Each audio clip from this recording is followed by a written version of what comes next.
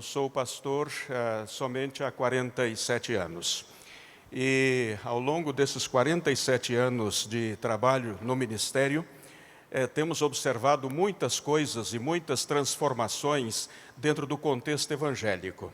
Agora mesmo me surpreendo com algumas coisas que estão acontecendo positivas dentro do nosso contexto e me alegro porque em tempos anteriores as coisas não eram assim.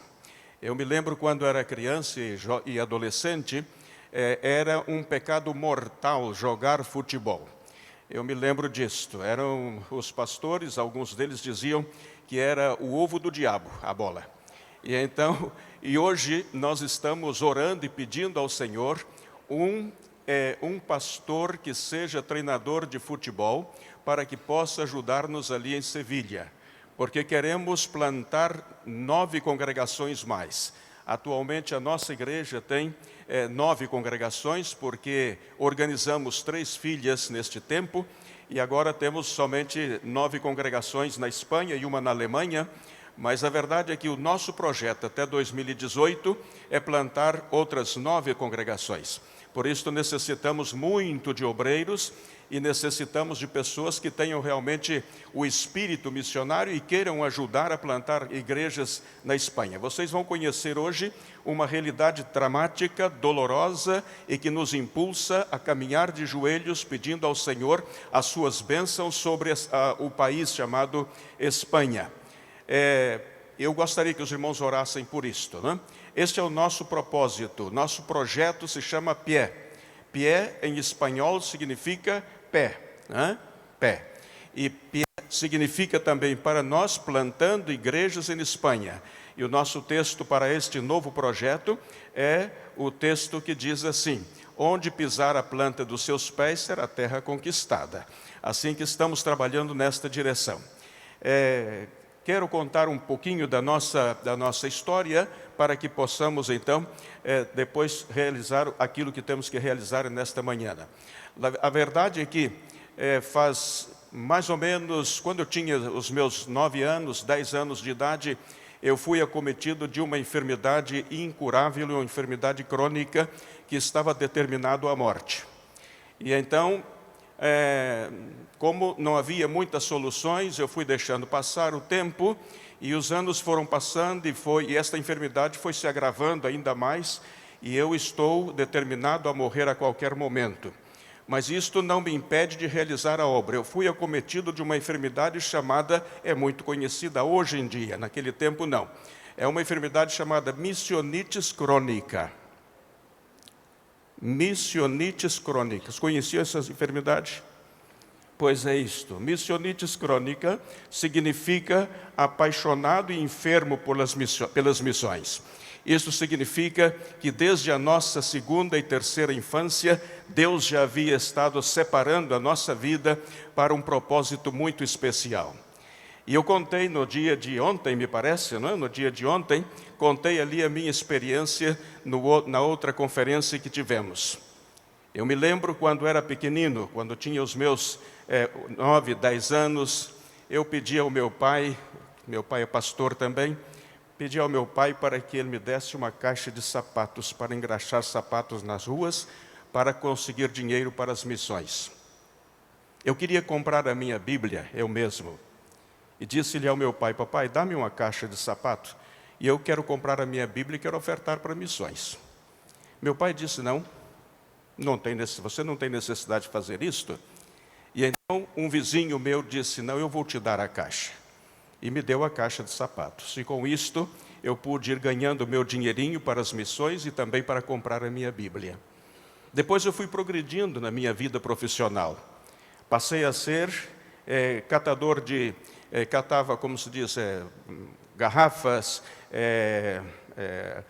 cobre, essas coisas, papel e etc., para vender, para conseguir dinheiro para as missões. Depois progredi um pouco mais e passei a ser vendedor de sorvete nas ruas com o carrinho. Todas as tardes saía para vender. E isto tudo, Deus foi trabalhando e moldando o meu caráter, a minha conduta dentro da minha própria casa. O meu pai era pastor e a mãe orava. A minha mãe era uma mulher de oração de verdade. Ela era o eixo espiritual da casa. Meu pai era pastor, mas quem orava de verdade, ele orava, mas quem orava de verdade era minha mãe. E aprendemos com ela em nossa casa a investir na oração, a entender que realmente não há outra alternativa senão caminhar de joelhos. Joelhos no chão e boca no pó. O meu texto predileto está em Lamentações 3:29. Lamentações 3:29 disse assim: põe a tua boca no pó, talvez assim haja esperança. E por aí nós começamos a nossa vida. E Deus foi trabalhando de tal maneira que, quando tinha os meus 17 anos, eu tive o privilégio de ser jovem num tempo em que havia uma busca desenfreada pela presença de Deus entre os evangélicos em geral e entre os batistas em particular. E naquele tempo Deus falou ao meu coração e ensinou-me muitas coisas e fez-me uma pessoa que buscasse realmente a sua presença. E durante a nossa juventude e o nosso tempo de estudo, etc., eu me lembro perfeitamente o que Deus fez. Deus fez-me organizar o meu primeiro grupo de oração. Isso eu já contei ali ontem também. Mas a verdade é que esse primeiro grupo de oração era formado por 3 pessoas básicas. Um homem que era filho de um pastor da Assembleia de Deus, eu filho de um pastor batista, e o outro da igreja Holiness, a igreja metodista japonesa. Ele era japonês. E assim nós tínhamos todas as semanas nossos encontros, e pedindo ao Senhor por nossas famílias. E aí aprendi a orar também pelos meus filhos, os meus futuros filhos, pedindo ao Senhor uma esposa segundo o coração dele. O meu pai queria ser missioneiro em Paraguai, não pôde. E então aquilo ficou no meu coração, disse: eu vou ser missionário no Paraguai. E comecei a orar pelo Paraguai. E sabem, queridos, que realmente uma das referências que eu pus diante de Deus, eu disse: Senhor, eu vou me casar com a mulher, com a moça que realmente tenha vocação missionária e missões mundiais e para o Paraguai. E era uma exigência muito grande. Mas um dia encontrei com uma gatinha, de verdade. É pena que eu não pedi para pôr aqui a foto da bichinha, porque ela é encantadora. E então encontrei-me com ela e perguntei: o que você pretende fazer? Ela já estava no seminário, e eu não. Ela me disse: quando você terminar o curso, o que você pretende fazer? Ela me disse: eu quero ser missionária. Eu disse: opa, primeiro ponto. Perguntei: mas para onde você quer ser missionário? Missões nacionais ou missões mundiais? Não, eu quero ser missionário de missões mundiais. Falei: muito bem, outro passo. Na terceira pergunta eu perguntei: qual é a região do mundo que você quer estar? Ela disse: aqui em Sudamérica. Eu disse: aqui em Sudamérica? Sim. América do Sul, digo. E então ela disse: sim. E que país você pretende ir? Ela disse: eu pretendo ir para o Paraguai ou para o Uruguai, etc. Eu disse: esta. E aí já não deixei mais. Isso faz 51 anos. 51 anos atrás. E Deus nos deu o privilégio de nos casarmos. E aí começamos juntos a orar pelos nossos filhos. No ano 69, 70, 71 e 72, eu era professor de psicologia da escola normal.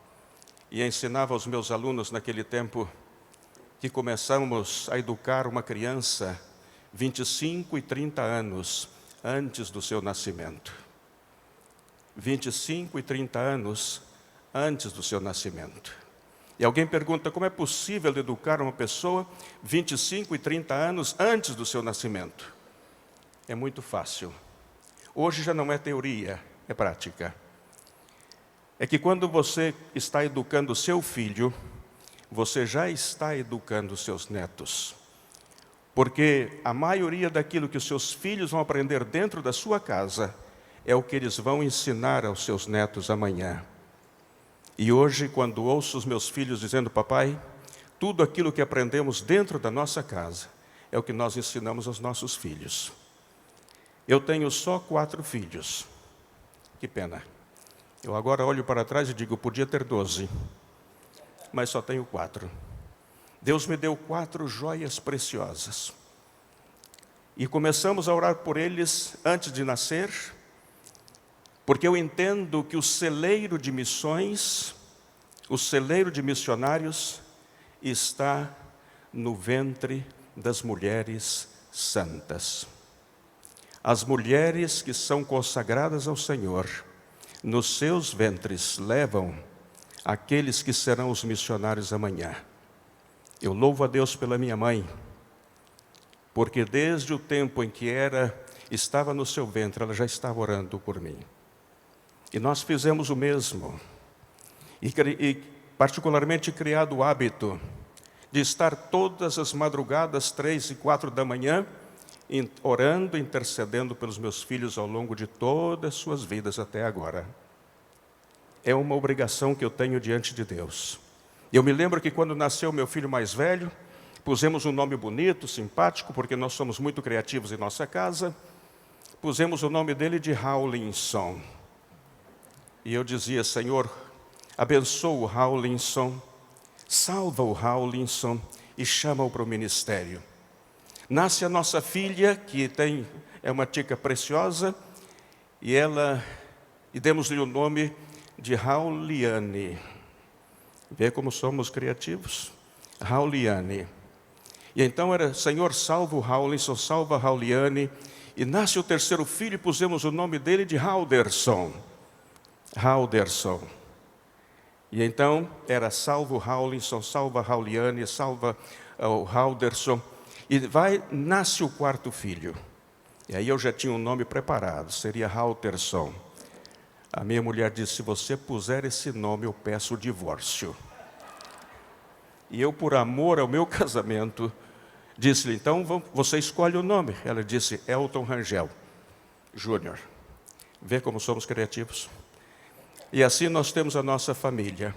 E Deus foi cuidando dos nossos filhos ao longo dos anos. Rawlinson é pastor em Curitiba, realizando uma grande obra. Graças a Deus por isto.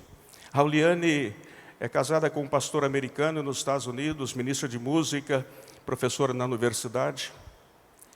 Halderson, pastor no Chile, missionário no Chile, agora está indo para Moçambique, para a terra do pastor Breno, com a sua família. O Elton Júnior é missionário também na África, no Cabo Verde. E estão aí os nossos filhos trabalhando na obra. E sabem, queridos, eles prepararam tão bem os seus filhos, que todos eles são vocacionados para o ministério. São 9 netos. Os 2 mais velhos serão consagrados ao ministério no próximo mês de agosto. E isto para nós enche o nosso coração de alegria. E faz já 3 anos e meio que estamos orando pelos nossos bisnetos. A minha neta mais velha, que vai cumprir 22 anos, não está casada ainda, mas a qualquer momento eu já poderei ser a bisavô. Então já estamos pedindo a Deus pela salvação dos nossos. Aqui nós temos pais e temos mães. E eu gostaria de sugerir-lhes que dedicassem tempo diante de Deus para interceder pelos seus filhos, pelos seus netos, por seus bisnetos.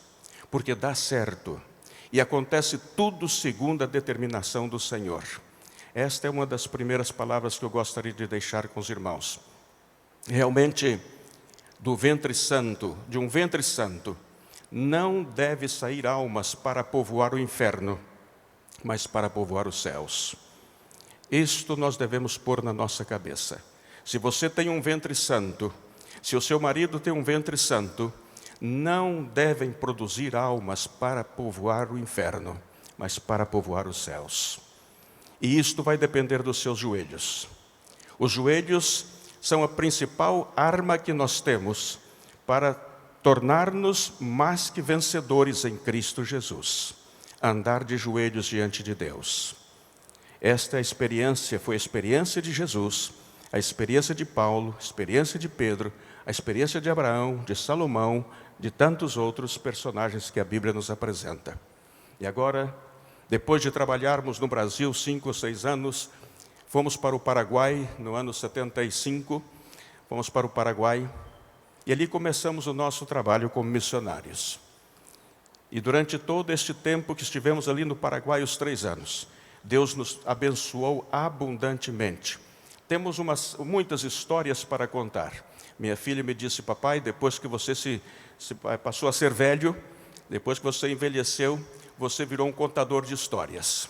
Eu disse: minha filha, o bom é chegar à idade que eu cheguei e ter histórias para contar. O lamentável seria se eu chegasse aos 70 anos, como tenho hoje, e não tivesse histórias para contar. A verdade é que Deus nos deu essas experiências tão maravilhosas. Isto vai sair nos livros, porque são 200 experiências que temos catalogadas para contar nos livros. E eu gostaria que nós estivéssemos orando. Eu estou aqui neste dia, nesta manhã, porque o congresso tinha um objetivo missionário. E isto é o que me encanta. Na nossa igreja, já estamos no 12º Congresso Missionário, e já temos tantas pessoas vocacionadas, tantos jovens já estão no ministério como resultado dos nossos congressos missionários. Nossa igreja era uma igreja pequenina quando chegamos, com a construção do templo parado há 6 anos, e a construção causou uma divisão muito grande no seio da igreja, e quando chegamos tínhamos 45, 50, 60 pessoas nos cultos, mas enfrentadas com elas mesmas, e então era muito difícil trabalhar. Mas com o joelho no chão e a boca no pó, Deus foi solucionando tudo. E a nossa igreja chegou a ter 500 membros na Espanha, que é algo é um milagre muito grande. Nós organizamos essas 3 igrejas, temos só 230 membros atualmente, mas graças a Deus por isto. Mas isto, Deus nos abençoou, porque transformamos a nossa igreja numa igreja imprescindível para Deus na obra missionária. Quando uma igreja se torna imprescindível para Deus, Ele não tem muitas alternativas, senão abençoar-nos. E Ele abençoa com abundância de pão. Sabem, queridos, um dia eu cheguei para a nossa igreja e lhes disse: irmãos, não temos condições de pagar a nossa dívida. Tínhamos uma pequena dívida de 304 mil euros, 1,5 milhão de reais era a nossa dívida pela construção do templo. Então disse: nós não temos condições de pagar a dívida, mas temos condições de adotar a primeira família missionária. E começamos adotando a primeira família, a segunda família, a terceira família, e Deus foi sendo abundante conosco, e fomos pagando as nossas dívidas, e no ano 2006 já havíamos pago 90% da dívida que tínhamos de 304 mil euros, mas já estávamos com 80 famílias missionárias mantenidas pela igreja. A igreja que se constitui em igreja imprescindível para Deus, Deus tem interesse em investir nesta igreja. Se o irmão quer transformar a sua igreja numa igreja vitoriosa, invista em missões. Dê prioridade a missões. E Deus vai abençoar a sua igreja. Porque Ele tem interesse de investir na igreja que investe em missões. Faz uns 3 ou 4 anos, eu soube que havia um restaurante que havia fechado ali na cidade. Eu pedi ao nosso administrador e ao seu auxiliar para que fossem conversar com o dono do restaurante. E eles foram lá para conversar com eles. E chegaram lá e disseram para ele: nós queremos saber quanto custa todos os móveis e todo o material completo, com as máquinas e tudo, do restaurante. Quanto custa todo o restaurante? Ele disse: o restaurante eu estou vendendo por 24 mil euros. Aí eles voltaram para me dizer o que estavam fazendo, estava o preço. Eu disse: agora eu vou lá conversar com o dono. Aí fui com ele, com o nosso administrador, e disse para o dono: eu sou o pastor da Igreja Batista aqui em Sevilha. E ele disse: mas o senhor é o pastor? Sim. Ele disse: mas vocês fazem um trabalho tão grande de assistência social, eu estou aqui de longe acompanhando o trabalho de vocês. Eu disse: pois é isto, eu sou o pastor da igreja. Ele disse: então para o senhor o preço é outro. Eu falei: é mais ou é menos? Ele disse: não, é menos.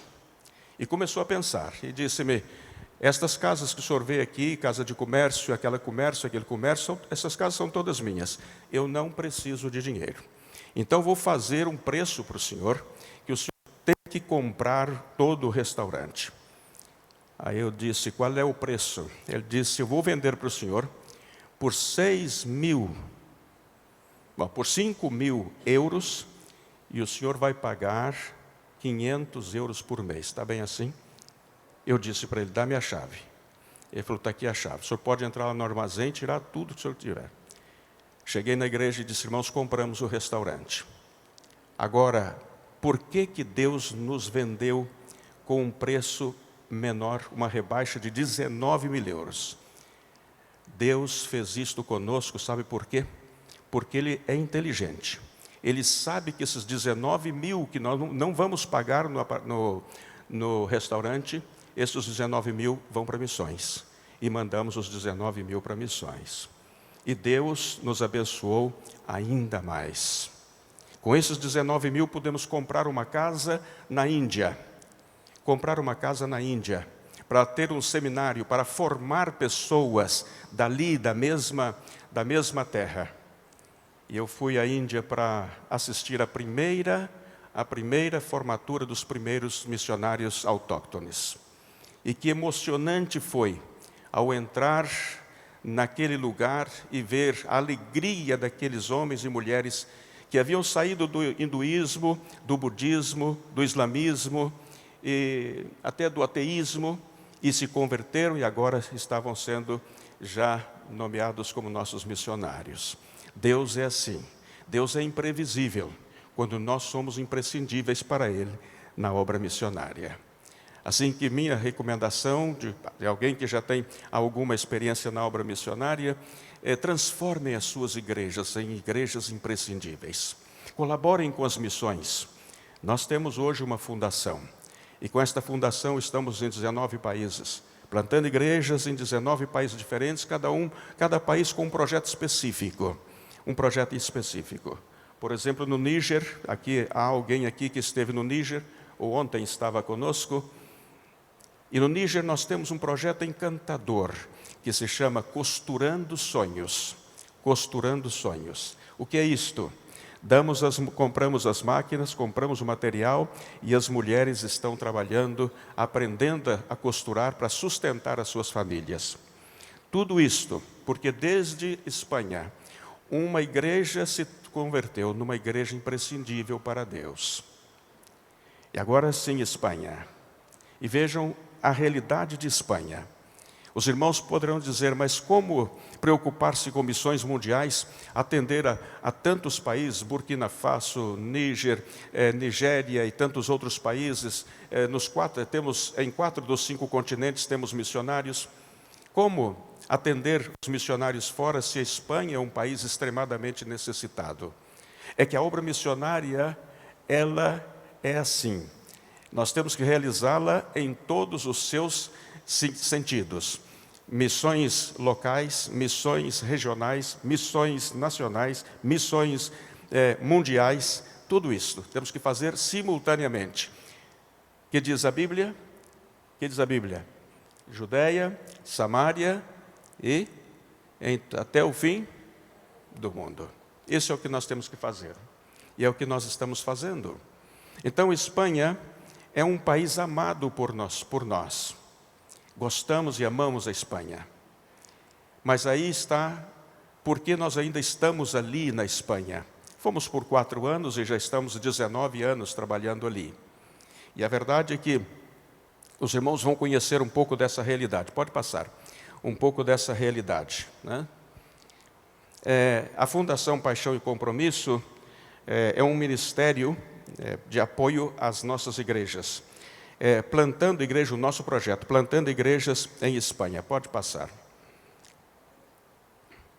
A obra missionária em Espanha exige 3 coisas fundamentais, desde o meu ponto de vista. 3 coisas. Primeiro, uma visão ampla. Uma visão de águia, que quando sobrevoa, tem uma visão perfeita. O pássaro que tem a melhor visão, os irmãos sabem que é a águia. Então, precisa ter uma visão realista. Conhecer o trabalho na Espanha, é preciso conhecê-lo para que podamos aprender a amar a Espanha. E se nós temos uma visão correta das necessidades, aprendemos a apaixonar-nos pela Espanha. É algo impressionante. Nós saímos da Espanha, vamos para qualquer parte do mundo, mas o desejo é regressar à casa, mas não a casa ao nosso apartamento, mas à nossa cidade, ao nosso país. É assim que passa. Aprendemos a amar o povo com o qual trabalhamos. Eu vejo o meu filho mais novo, tentaram matá-lo ali em Cabo Verde, e depois que ele foi esfaqueado, etc., em Cabo Verde, eu perguntei para ele: meu filho, você quer vir aqui para a Europa? O papai vai falar com a junta para trazer você para cá. Ele disse: não, papai, Deus me pôs aqui, é aqui que eu vou ficar. Eu não posso sair daqui se Deus não me autorizar. E ali está, amando aqueles africanos com o coração realmente, um coração vibrante, vibrante. Cada vez que nós entramos em contato, ele diz, eu pergunto: como vai, meu filho? Ele diz assim: papai, bênção pura, bênção pura. E é assim, aprendemos a amar o povo com quem trabalhamos. O mesmo passa com o meu filho que estava no Chile e agora está indo para o Moçambique. Mas o mais impressionante, pastor, é que já estão amando Moçambique antes de conhecer. Amando os 4. Ele, a esposa e os 2 filhos. É impressionante. E a minha neta me disse: vovô, agora nós vamos para Moçambique, mas não vamos já como filhos dos missionários. Nós vamos como missionários para Moçambique. Porque haviam passado na Argentina, no acampamento, e na Argentina houve ali um trabalho com os adolescentes muito bem feitos, e eles tomaram uma decisão radical, dizendo: agora, a partir de agora, somos nós os missionários, já não somos filhos dos missionários. Já estão aprendendo a amar a Moçambique. Então, essa paixão desenfreada que o Espírito Santo faz brotar no nosso coração, acaba por firmar-nos, enraizar-nos no lugar onde Deus nos coloca. Esta é a verdade. Depois disto, quando nos apaixonamos por alguém, assumimos compromisso. Assumimos compromisso. E um compromisso real e genuíno. Um compromisso de fidelidade. Um compromisso de amor. Um compromisso de sustento. E todas estas coisas. Não é muito fácil trabalhar na Espanha. Não é muito fácil. É preciso realmente aprender a amar. E é preciso realmente ter compromisso com aquele povo o qual se constitui nossa família. Pode passar. Alcançar a Espanha, toda a Espanha. Esse é o nosso objetivo. É verdade que a tarefa de alcançar a Espanha não é exclusivamente nossa.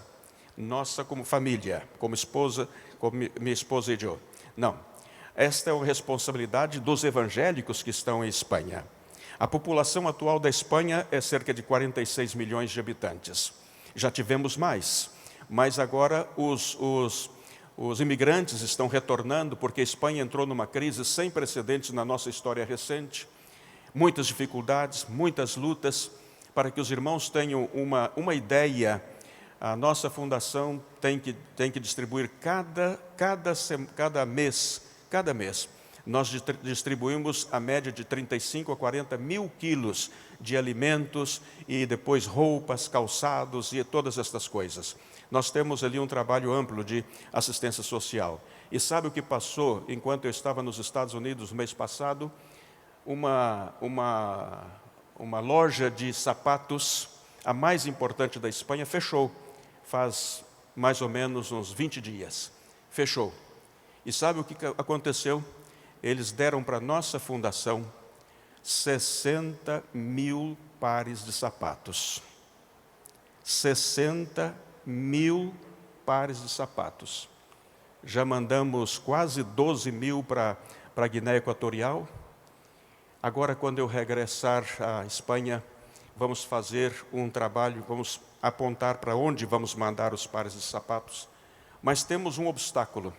O obstáculo é ajudar com dinheiro para mandar pelos barcos, pelo navio, os gastos de envio. Mas recebemos 60 mil pares de sapato.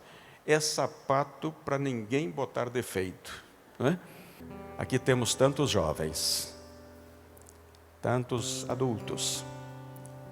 E os jovens no vigor dos seus anos, no verdor da sua idade, com tanta esperança e sonhos pela frente. Estes sonhos, estas esperanças, coloca no altar do Senhor. E diga-lhe ao Senhor: eis-me aqui, envia-me a mim. Eu sei que algumas pessoas estão tão agarradas ao bem-estar da sua cidade, às bênçãos do Senhor, os recursos que Deus deu, que tem que cambiar, tem que mudar o verbo que Isaías usa. Isaías disse: eis-me aqui, envia-me a mim. E eu vou lhe sugerir para mudar o verbo. Diga ao Senhor: Senhor, eis-me aqui, empurra-me a mim. Porque alguns precisam ser empurrados por Deus, para que assuma a consciência de sua utilidade nas coisas do reino.